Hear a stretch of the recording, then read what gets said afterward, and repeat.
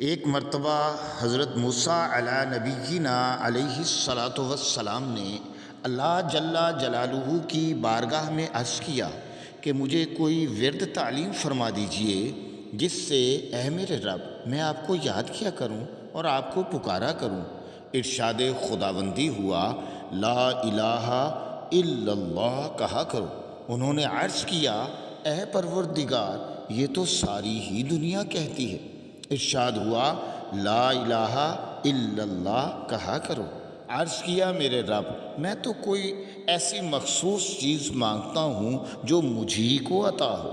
इरशाद हुआ, अगर सातों आसमान और सातों ज़मीनें एक पलड़े में रख दी जाएं और दूसरी तरफ ला इलाहा इल्लल्लाह को रख दिया जाए तो ला इलाहा इल्लल्लाह वाला पलड़ा झुक जाएगा।